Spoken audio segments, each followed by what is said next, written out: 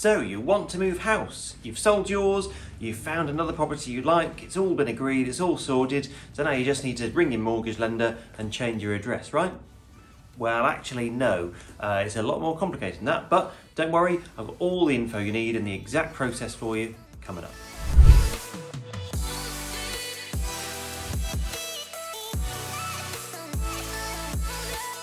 Hey everyone, welcome back to the channel. My name's Adam. I'm an expert mortgage broker. Today we're talking about moving house and we're talking about moving your mortgage from the house you live in now to the new house you want to buy and whether that's the right thing to do, but also what the process is. So stay watching to the end because then I'm going to tell you the exact process we need to go through to make sure that we don't make any mistakes and we don't get it wrong.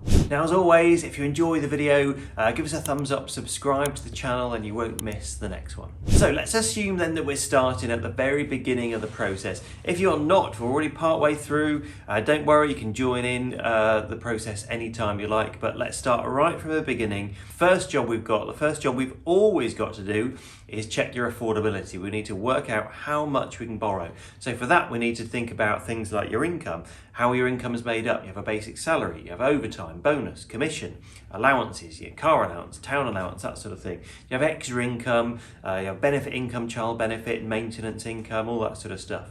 And then what are your outgoings? What are your loans, your credit cards, student loan, pension, maintenance, childcare costs, all of that sort of stuff. All of that goes together to build a picture for the mortgage lender, and with all that information they're going to work out how much they can lend you. So some lenders are way more generous than others, and so you might find that if you're with this lender here, let's say Nationwide, if you're with Nationwide, in fact, I've got a case like this on my desk right now. If you're with Nationwide currently and you want to buy a new house, will Nationwide lend you enough? The answer might not be yes. So in this particular case that I've got, they're way off. Nationwide won't even lend them anywhere near what they want. So we're going to have to move lenders. And so that means paying the penalty with Nationwide. Now, it doesn't always happen like this. It's case by case. But these guys, they are going to have to move lenders because they want to borrow way more than Nationwide will lend.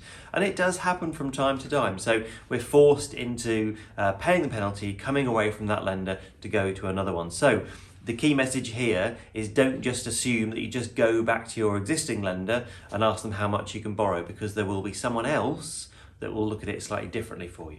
So once we know how much you can borrow, then the next job is to work out how much your house is worth, and for that we need to get in an estate agent. Now choose wisely when it comes to your estate agent, because they are not all created equal. Some are much better than others. In my experience, don't go with whoever says your house is worth the most, because it's probably not, and don't go with whoever's got the cheapest fee, because they're probably you get what you pay for. So you want somewhere in the middle. Whoever you get the best feel from, they need to make sure that they've got evidence to back up their valuation.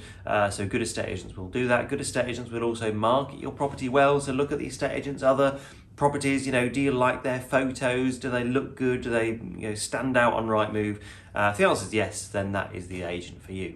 Now, let's assume then that you've chosen your estate agent, you've got on the market, you've had some interest, you've got an offer, that's acceptable. That means you are what we call proceedable. You're ready to go. You're ready to proceed on a new property. So this is the point where it gets exciting.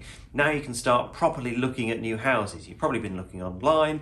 You may have looked at a few in the flesh already as well, but until this point, you've not actually been able to go and put an offer in. So that's what we can do now. So we know how much we can borrow, we know how much you've sold for, we've worked out how much deposit you've then got on the next one, and we're ready to make an offer and hopefully get that accepted so the process can start. So at this point, we're going to check again whether we stay with the same lender or whether we move lenders. So let's assume then that we're going to stay with the same lender and we're going to move the mortgage. We call this porting. Porting your mortgage. Don't worry about the term, doesn't matter. It's just moving your mortgage from one lender to the next. Now, during this process, you probably, normally, most of the time, we're moving up the ladder, so we want to borrow more. And so what we do is take your mortgage with you as it is, and put that on the new house, and then we borrow more from the same lender. It has to be from the same lender. If you go to a different lender, that's not the same. It's a second charge. That's a different video altogether. But from the same lender, so we take your existing mortgage with you, and then we top it up with a new rate that lender has got available now. So that'll be a different rate, could also be a different term. We get the chance now to change your mortgage as well, to change the term and change everything, as long as the amount you owe now stays the same on the same rate. We can change the term, we can add some money on, you can pay some off. Sometimes we get people that are, downsizing, borrowing less, that's fine too. But ultimately we're going to move the mortgage from one lender to the next, if that's the best thing. If it's not, then that mortgage gets paid off, and then we start again with a new lender. Now, a lot of people are surprised to learn at this stage that it's a whole new application, even if you're staying with the same lender. So it's that affordability all over again. Just because you've got a mortgage now doesn't automatically mean that they're going to give you the new one. You have to meet their affordability again. Even if you want to borrow the same amount, you have to meet that lender's affordability. There's one or two exceptions in there where they might allow you to move your mortgage if you're not borrowing anymore, but on the whole you have to meet the lender's affordability. So people do come unstuck based on that nowadays. So then I said I'd tell you about the process. It's a whole new application. That's the first thing to learn. And so what we're going to do is we're going to go to let's choose Nationwide. We talked about them earlier, didn't we? So let's choose Nationwide. So we're going to go to the Nationwide. We're going to get an illustration based on what we're after. So the current mortgage plus the top up. So let's say we're moving to a new house at 400,000 and we've got £200,000 mortgage on your house currently.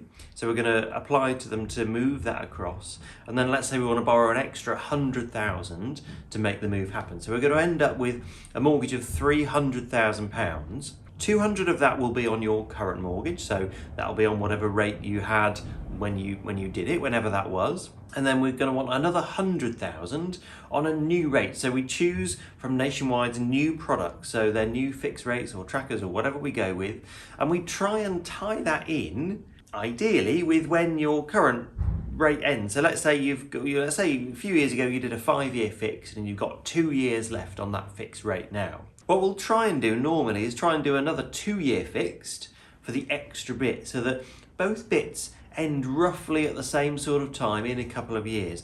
Now the reason we do that is because then in 2 years' time it gives us a bit more flexibility. So if we want to come away from Nationwide and go to whoever's got the best deal, we can, and we're not tied in. If you did another 5-year fixed on the extra bit, then you'll find that the bit that you've got now ends in 2 years, but you've still got 3 years left on that bit. You're always either tied into the same lender because they're not synced together, or if you want to move lenders, you have a penalty on one bit of your mortgage. So we try and get those bits joined up together at some point in the future. So that's what we always aim for. It doesn't always quite work out in reality, but that's what we try and aim for as we go through this process. So new mortgage application goes in for an amount of £300,000. 200 of that is your existing mortgage, so we'll give them the details for existing mortgage, make sure they've got that. That's what we're moving across. Extra £100,000 top up. Now if we want to change the term at this point we can, so you might have 25 years left on the current mortgage, but we might say, well, we want 35 years. If that fits in with their criteria, then we might want to top up the term as well, because you're borrowing more, and that new rate is going to be different to the existing rate. So new term potentially, but then that's just one new mortgage application. So Nationwide then, once they've assessed everything and said yes, we'll give you the extra money, they'll give us a mortgage offer, and then it's in the hands of the solicitors. So the solicitors then will be able to request the money from Nationwide. They'll use the money from the sale of your house to pay off Nationwide, and then they'll request that money back again from Nationwide, all on the same day. The solicitors will deal with all of this sort of stuff. But basically, then you end up with a new mortgage on your new house, still with Nationwide, still got your old mortgage, and you've got a little bit extra as well. So that is the basics of moving your mortgage from one house to the next. I hope that all makes sense. If you've got any questions or you want to talk about your own situation, get in touch. There's a link in the description to book an appointment with us anytime you like. There's also a link to our website. You can go and learn a little bit more about who we are, and you can book an appointment on there as well. So hopefully I will speak to you very soon. If not, I'll see you on the next video. Take care.